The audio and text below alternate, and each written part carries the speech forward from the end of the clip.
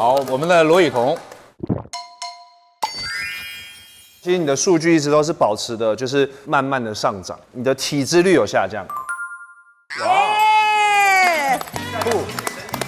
酷，紧了吧？就瘦宝鸡子更瘦了，现在。瘦宝现在更紧了，瘦宝紧子，瘦宝紧子，瘦宝紧子。你的第一次体能检测是78分，然后到现在这一次是98分。